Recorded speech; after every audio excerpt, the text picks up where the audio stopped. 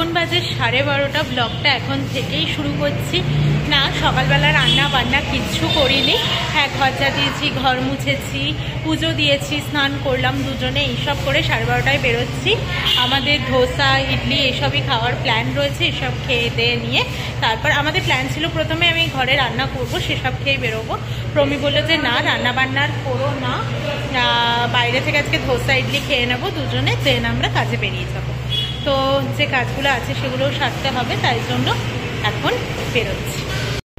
আমি এখান থেকে ধোসা খেয়ে নিলাম, আর প্রমি খেলেও ইডলি। তোমাদেরকে বলেইছিলাম, তো খাওয়ার সময় আর ভিডিও করার কথা মনে ছিল না, তো খাওয়া দাওয়া হয়ে গেছে। এখন বাজে রাত্রি 9টা। এই যে, আর এই ঘড়িটা প্রমি 5 মিনিট স্লো হয়ে গেছে। এখন বাজে 9টা। আমরা বেরিয়েছিলাম 12:30টায়। না, এতক্ষণ ধরে রাস্তায় রাস্তায় থাকিনি। মাঝে কটার দিকে গেলাম গো অনুরূপাদের ঘরে? না না, 5টা। হ্যাঁ, 5:30টার দিকে গেছিলাম অনুরূপাদের বাড়িতে। তো সেখানে গিয়ে আমি অক্লান্ত পরিশ্রমের পর বসে গেছিলাম। তারপর স্নেহাশিসদার ও বেরিয়েছিল। দেখো, আমার চোখ দুটো দেখলেই বুঝবে, পুরো লাল হয়ে রয়েছে। মানে আমি না আজকাল জাস্ট পারছি না। তো পুচকুটাকে দেখলাম, যেহেতু ওদিকেই গেছিলাম, তাই জন্য পুচকুটাকে দেখতে যাবই। তো ওই জন্য পুচকুটাকে দেখতে গেছিলাম। হ্যাঁ হ্যাঁ হ্যাঁ, আমি ভয় পেয়েছি। অনুরূপার পুচকুটাকে আমি এখনো কোলে নিইনি, কিন্তু প্রমি 2বার নিয়েছে, না 2বার কোলে নিয়েছে, আবার ঘুমও পাড়িয়ে দিচ্ছিল। তো এইসব হয়েছে আর কি। আজকে আমার মনে হয় না এই ব্লগটা, মানে এই পার্টটুকু যাবে বলে আমি একদমই ছোট্ট ব্লগ করেছি। আর আছে কি বা দেখাবো, আমার আর খাওয়ার কোনো ইচ্ছে নেই। স্নেহাশিসদা আজকে শর্মা রোল খাইয়েছে, তো আবার কেউ হয়তো বলবে আমি উচ্চারণ ভুল করেছি। হ্যাঁ, আমি বাঙালি শর্মা রোল বলিনি, এই তোমাদের ভাগ্য ভালো আর কি। যদি মানে যিনি আমাকে বলেছিলেন আর কি, তাকে বললাম উদ্দেশ্য করে। জানি না তিনি এখন আমার ব্লগ দেখেন কিনা বা কিছু। তো যাই হোক, খেয়েছিলাম, তাই আমার পেটে তো আর জায়গা নেই। ও খেলে ওকে সেদ্ধ ভাত বানিয়ে দেবো, ব্যাস। আজকের মতো এখানেই শেষ করছি। হ্যাঁ, এটা আবার রবিবারের সাথে কন্টিনিউ করব। আমি জানি যথেষ্ট বিধ্বস্তের মতো আমাকে দেখতে লাগছে। আমি আগের পার্টটুকু যেটুকু ক্লিপ নিয়েছিলাম সেটুকুতে বলেও ছিলাম যে আজকের পার্টটা এখানেই শেষ করে দিচ্ছি, কন্টিনিউ আবার রবিবার থেকে করব। কিন্তু হ্যাঁ, খবরটা তখনও পাইনি। খবরটা পেয়ে গেলে হয়তো তখনই তোমাদের সাথে সবটা শেয়ার করে দিতাম। দেখো, কিছু কাজ তো কমপ্লিট না হলে সত্যিই বলে লাভ হয় না। তখনও আদৌ কবে হতো আমরা সত্যিই জানতাম না। তো এটা নিয়ে না একটা টেনশন চলছিলই মাথার মধ্যে। কিছু না কিছু তো চলতেই থাকে না, ব্যাক অফ দ্য মাইন্ড। সবটা যে ক্যামেরার সামনে আনা যায় এমনটাও নয়। তো এটা তো চলছিলই। হ্যাঁ, প্রমি অফিস যাচ্ছে, সব ঠিক ছিল, লাইফে সবই চলছিল, কিন্তু কোথাও একটা চলছিল জিনিসটা মাথায়।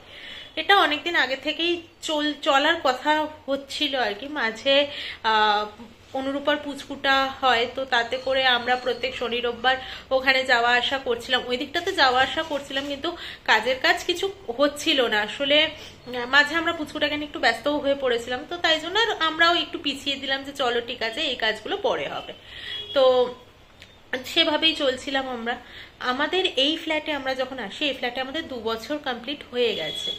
তো প্রথম বছরটাতে আমরা যখন এখানে ঢুকি, তখন এই ফ্ল্যাটটার ভাড়া ছিল, হ্যাঁ তোমরা না আমাকে অনেকেই ফ্ল্যাটের রেন্ট জিজ্ঞেস করো, আমার ফ্ল্যাটের রেন্ট, তো আমি একবারে বলেই দিচ্ছি।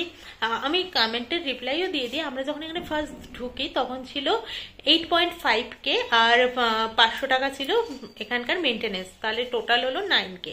তো এটা ছিল আমাদের ভাড়া রেন্ট। আর এখানের প্রত্যেকটা ফ্ল্যাট বা বাড়ির প্রত্যেকটা এগ্রিমেন্ট পেপারেই লেখা থাকে যে 11 মাস অন্তর যখন আবার এগ্রিমেন্ট হবে তখন 5% করে ভাড়া বাড়বে। তো যাই হোক, 5% করে ভাড়া বাড়বে, এটাই ছিল কথা। মামনি ফোন করছে, একবার ফোন করে নাও না। তো 1 মিনিট দাঁড়াও, এই একটা ফোন দিয়ে ভিডিও করতে গেলে না একটু প্রবলেম হয়।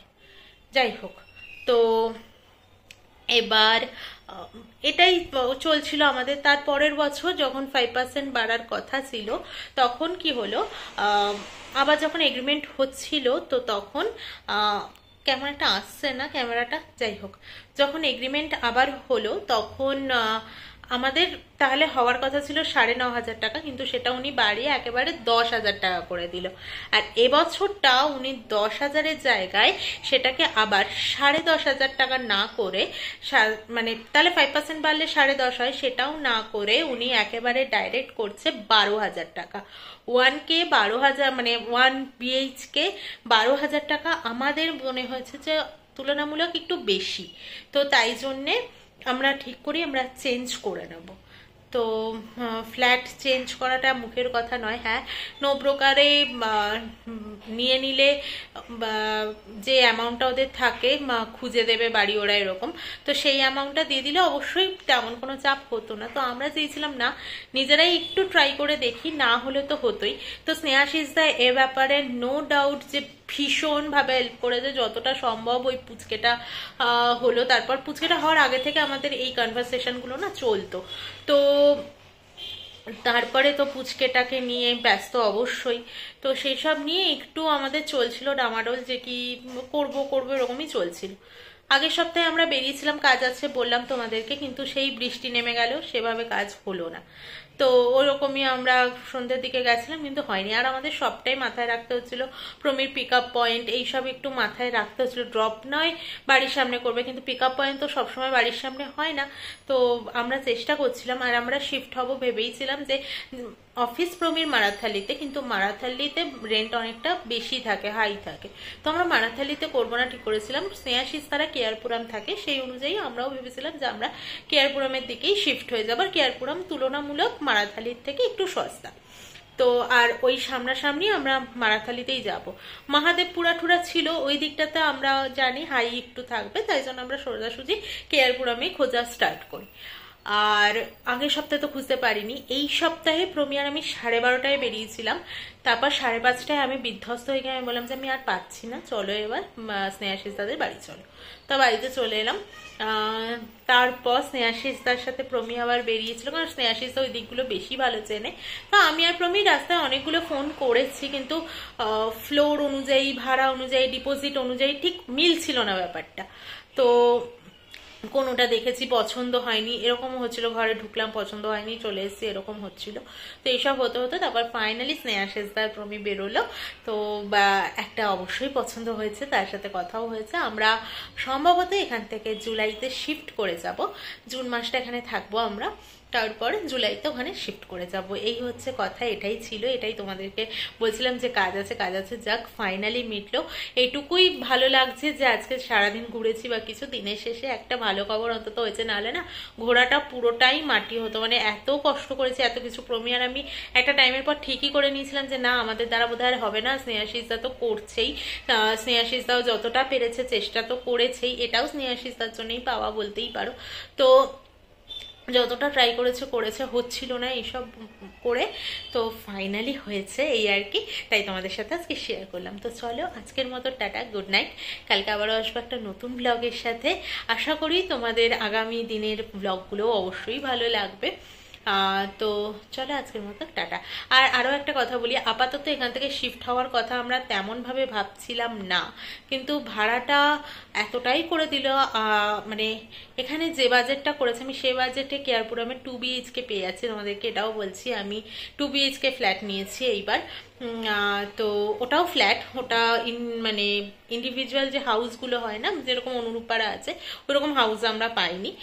ওরকম হাউসে আমাদের এবার শিফট হওয়ার ইচ্ছে ছিল, কিন্তু পাইনি, ফ্ল্যাটই হলো। তো যেটা হয়েছে হয়েছে, এখন বাড়ি ভাড়া পাওয়া খুবই মুশকিলের ব্যাপার, তাতেও যে হয়েছে এই সিচুয়েশনে দাঁড়িয়ে সেটাই অনেক। তো চলো আজকের মতো টাটা, গুড নাইট।